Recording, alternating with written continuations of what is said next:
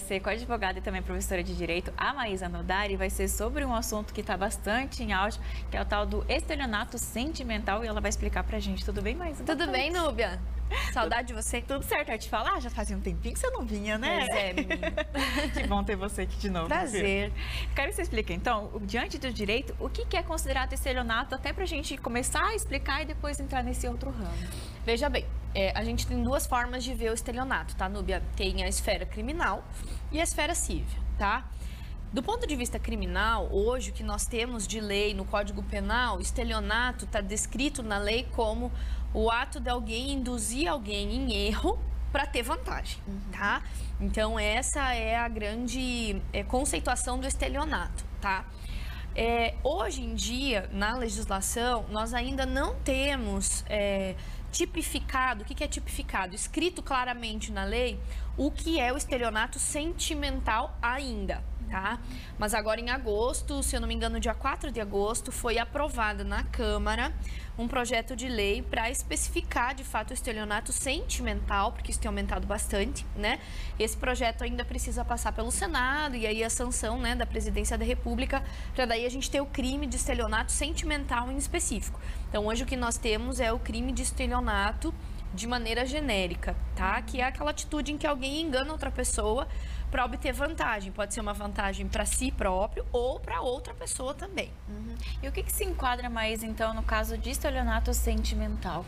O estelionato sentimental, Núbia, é assim, principalmente no âmbito civil, né? Que tem a esfera criminal e o âmbito civil. O estelionato sentimental até tem uma série numa plataforma de vídeo bem interessante que se chama O Golpista do Tinder, que foi uma das séries mais assistidas no mundo todo nos últimos anos, no último ano, que retratou muito isso. É um documentário, na verdade, né? Que fala uma situação real em que uma pessoa se aproxima de outra para ter lucro, né? Para gerar prejuízo econômico, financeiro para aquele companheiro, para aquela companheira. Então, isso é, evidentemente, estelionato sentimental.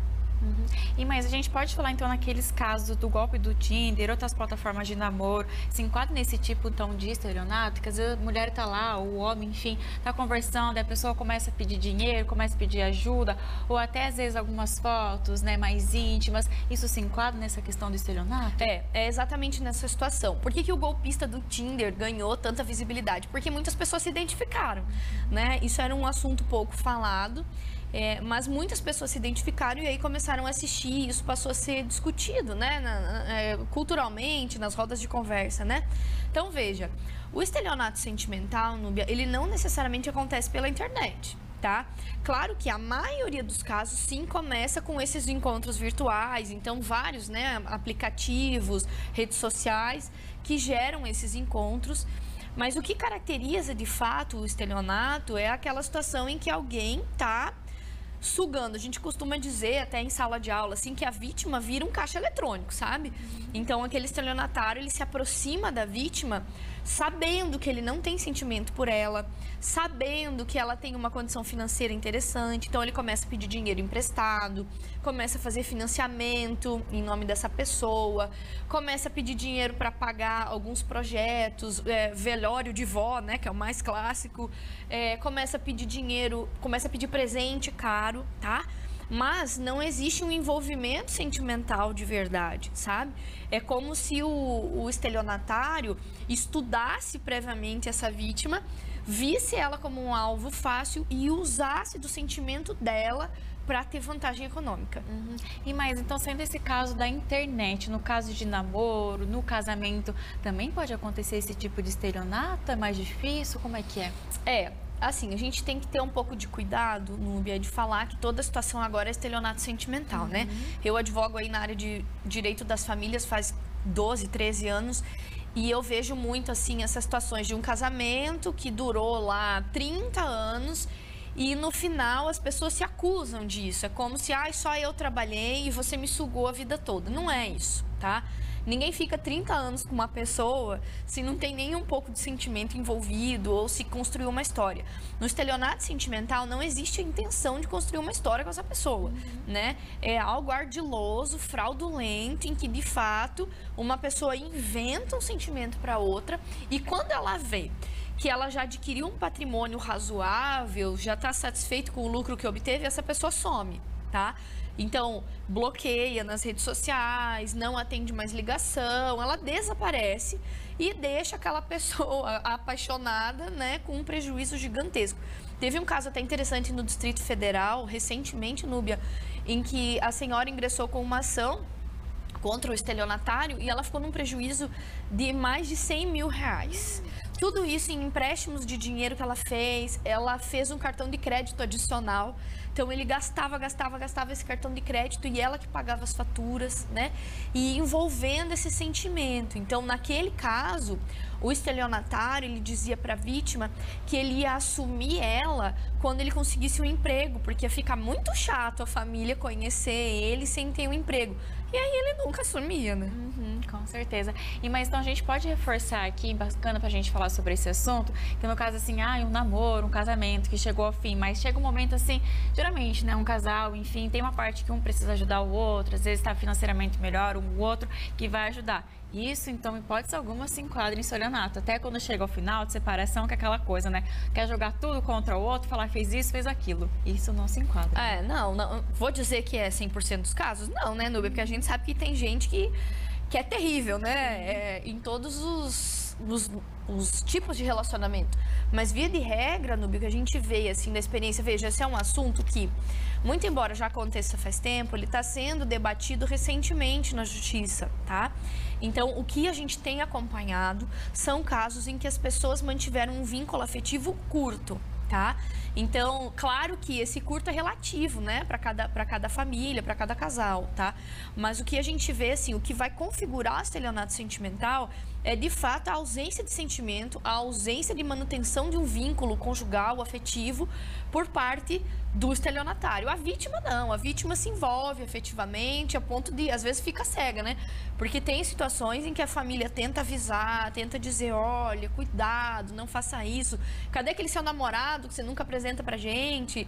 Ou, às vezes, tem uns que são tão cara de pau que eles, né, participam da vida dessa família, mas, de fato, outras pessoas percebem que essa vítima, de fato, virou um caixa eletrônico e ela não quer perceber, né? Então, mas via de regra, essas pessoas, essas estelionatárias, elas não querem construir um vínculo com a família da vítima, justamente para evitar esses alertas, né? E até porque a gente pode falar, né, mas você tem mais propriedade sobre isso, essas pessoas, elas têm um poder de argumentação, um poder de chantagem também muito forte, que a vítima começa a ficar tão envolvida com toda aquela situação e ele começa a ficar com mais força ainda, né? Muito. O estelionatário, eu falo como advogada e até na época que eu fazia estágio na vara criminal. Então, a gente via nas audiências, assim, muitas vezes eles têm uma postura, uma habilidade argumentativa que a vítima quase que se sente culpada por desconfiar dele, assim, né? Basta a gente pensar quantas pessoas que caem no golpe do bilhete premiado, quantas pessoas que caem em inúmeros golpes, né? Que muitas pessoas fazem por trás de telas, mas tem pessoas que têm a habilidade de fazer na cara dura mesmo, de chegar, olhar no olho e manter uma versão e, né, e enganar, de fato, com muita tranquilidade. Então, a gente tem que prestar atenção nessas pessoas. Com certeza. E, Maísa, quais são as penalidades para esse tipo de estelionato? Você comentou, ainda está sendo estudado, mas até em casos que vai ser à frente do estelionato sentimental, enfim, como que é? Esse projeto de lei, Núbia, que foi aprovado agora na Câmara, que ainda precisa de aprovação do Senado, né, e sanção da Presidência da República, ele vai prever uma pena que pode chegar até 8 anos, tá, de prisão para estelionato sentimental. O que a gente mais vê hoje na justiça é a indenização por dano moral em face desse estelionatário. Então, essa vítima, além dela ter direito de ser ressarcida de todo o prejuízo que ela teve, ela também tem direito a receber uma indenização por dano moral.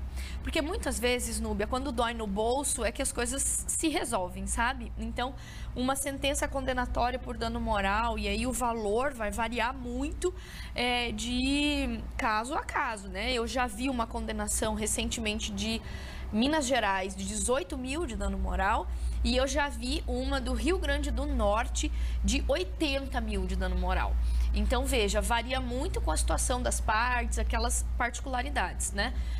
Mas é muito importante a gente alertar as pessoas para que procurem um advogado ou uma advogada da sua confiança para conversar. As pessoas não devem sentir vergonha nem constrangimento, porque a gente sabe que, enquanto seres humanos que têm sentimentos, todas as pessoas podem, em um ou outro momento da vida, ser vítimas de uma situação como essa ou parecida com essa. Então, nós, profissionais da advocacia, nós temos, assim como os profissionais da psicologia, o dever de manter sigilo. Então, por exemplo, se você passou por isso, você for lá no meu escritório me contar, eu não posso sair contando isso aí por aí, mas eu vou te orientar, né? Qual é a melhor forma de resolver, quais são os direitos que você tem. Então, isso é muito importante. Porque pode ser que eu te diga, não é estelionato sentimental, fique tranquilo. Ou pode ser que eu vá te dar um alerta, né? Então, a gente precisa criar essa rede de apoio para conversar. Inclusive, tocando nesse assunto, mais importante a gente falar para as pessoas que estão, às vezes, duvidando, ou até, às vezes, ela não percebe, mas um familiar que, às vezes, percebe que aquela pessoa pode estar passando por essa situação, para indicar, para ela perder a vergonha de buscar ajuda. E como que ela deve fazer essa busca de ajuda? Ir na delegacia, procurar um advogado? Como que tem que ser? Como é uma situação que envolve uma questão muito íntima, né, Núbia, pode ser que essas pessoas se sintam constrangidas de procurar autoridade policial. E como é uma discussão que ainda é recente, pode ser que em muitos lugares, claro que eu não vou generalizar, mas em muitos lugares não tenho nem profissionais preparados para atender essa pessoa, sabe? Porque o julgamento, Núbia, ele é inerente, né? Começa a falar, ai, que boba, como é que você caiu num negócio desse, né?